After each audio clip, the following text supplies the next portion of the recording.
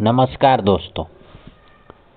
आज हम आपको इस ऑडियो बुक के प्रथम सीरीज में बताएंगे कि राष्ट्रवाद की जो भावना की शुरुआत हुई वो सबसे पहले कहाँ से हुई। तो ये घटना है 1789 ईस्वी की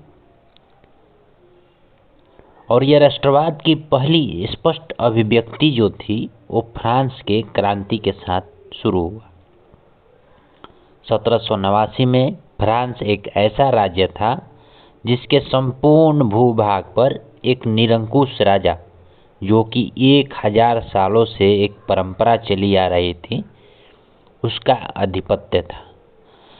फ्रांसीसी क्रांति से जो राजनीतिक और संवैधानिक बदलाव हुए, उनसे प्रभुसत्ता राजतंत्र से निकलकर फ्रांसीसी नागरिकों के समूह में हस्तांतरित हो गई।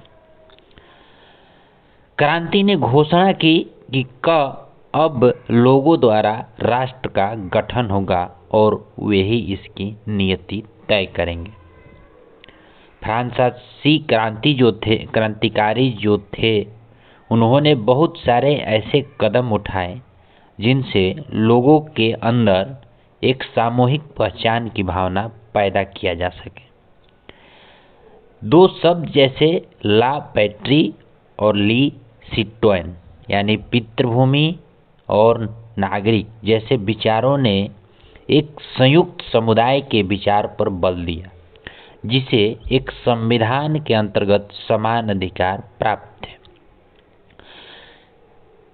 इसी बीच फ्रांस के लिए एक झंडा चुना गया जो कि ट्राई कलर था, जिसने पहले के राजध्वज की जगह ले ली और इसे फ्रांस का राष्ट्रध्वज कहा गया। स्टेट जनरल का चुनाव सक्रिय नागरिकों के समूह द्वारा किया जाने लगा और उसका नाम बदलकर नेशनल असेंबली कर दिया गया। नई स्तुतियाँ रची गई, शपथें ली गईं, शहीदों का गुणगान हुआ और यह सब राष्ट्र के नाम पर हुआ। क्रांतिकारियों ने यह भी घोषणा की कि फ्रांसीसी राष्ट्र का यह भाग्य और लक्ष्य था कि वह यूरोप के लोगों को निरंकुश शासकों से मुक्त कराए। दूसरे शब्दों में अगर कहा जाए तो फ्रांस यूरोप के अन्य लोगों को राष्ट्रों में गठित होने में मदद करने को तैयार था।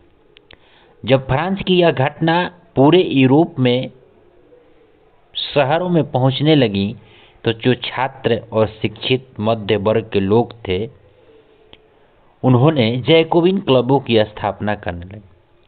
उनकी गतिविधियां और अभियानों ने उन फ्रेंच सेनाओं के लिए रास्ता तैयार किया जो 1719 के दशक में हॉलैंड, बेल्जियम, स्विट्जरलैंड और इटली के बड़े इलाकों में घुसी। क्रांतिकारी युद्धों के शुरू होने के साथ ही फ्रांसीसी सेनाएं राष्ट्रवाद के विचार को विदेशों में ले जाने लगी। नेपोलियन के नियंत्रण में जो विशाल क्षेत्र आया, वहां उसने ऐसे अनेक सुधारों की शुरुआत की जिन्हें फ्रांस में पहले ही आरंभ किया जा चुका था। फ्रांस में राजतंत्र वापस लाकर नेपोलियन ने निस्संदेह वहां प्रजातंत्र को नष्ट किया था, मगर प्रशासनिक क्षेत्र में उसने क्रांतिकारी सिद्धांतों का समावेश किया था ताकि पूरी व्यवस्था अधिक तर्कसंगत और कुशल बन सके। साल था 1804 का, जिसमें नागरिक संहिता, जिसे आमतौर पर नेपोलियन की संहिता के नाम से भी जाना जाता है, उसने जन्म पर आधारित जो विशेष अधिकार थे उसको समाप्त कर दिया। उसके कानून के समक्ष बराबरी और संपत्ति के अधिकार को सुरक्षित बनाया। इस संहिता को फ्रांसीसी नियंत्रण के अधीन क्षेत्रों में भी लागू किया गया। डच गणतंत्र, स्विट्जरलैंड, इटली और जर्मनी में नेपोलियन ने प्रशासनिक विभाजनों को सरल बनाया, सामंती व्यवस्था को खत्म किया और किसानों को भू दासत्व और जागीरदारी शुल्कों से भी मुक्ति दिलाई। किसानों, कारीगरों, मजदूरों और नए उद्योगपतियों ने नई नई मिली आज़ादी चखी थी। उद्योगपतियों, खास तौर पर सामान बनाने वाले लघु उत्पादक वह समझने लगे कि एक समान कानून, मानक, भार तथा नाप और एक राष्ट्रीय मुद्रा से एक इलाके से दूसरे इलाके में वस्तुओं और पूंजी के आवागमन से सहूलियत होगी। लेकिन जीते हुए इलाके में स्थानीय लोगों ने फ्रांसीसी शासन के प्रति मिलीजुली प्रतिक्रियाएं थी। शुरुआत में अनेक स्थान जैसे हॉलैंड और स्विट्जरलैंड के साथ ही कई शहरों ब्रसेल्स, मेंज, मिलान, बोर्स फ्रांसीसी सेनाओं की स्वतंत्रता का तोहफा देने वालों की तरह स्वागत किया गया, मगर यह शुरुआती उत्साह शीघ्र ही दुश्मनी में बदल गया। जब यह साफ होने लगा कि नई प्रशासनिक व्यवस्थाएं राजनीतिक स्वतंत्रता के अनुरूप नहीं थीं, बढ़े हुए कर, सेंसरशिप, बाकी यूरोप को जीतने के लिए फ्रेंच सेना में जबरन भर्ती से हो रहे नुकसान प्रशासनिक परिवर्तन से मिले फायदों से कहीं ज्यादा नजर आने लगा।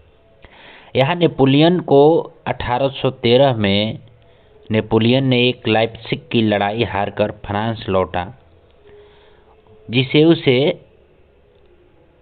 डाकिये के रूप में दर्शाया गया था। अगर आप मध्य 18वीं सदी के यूरोप के नक्शे को देखेंगे तो उसमें वैसे राष्ट्र राज्य नहीं मिलेंगे जैसे कि आज हैं, जिन्हें आज हम जर्मनी, इटली, स्विट्जरलैंड के रूप में जानते हैं। वे तब राजशाही, डचियों और कैंटन्स में बटे हुए थे, जिनके शासकों के स्वायत्त क्षेत्र थे।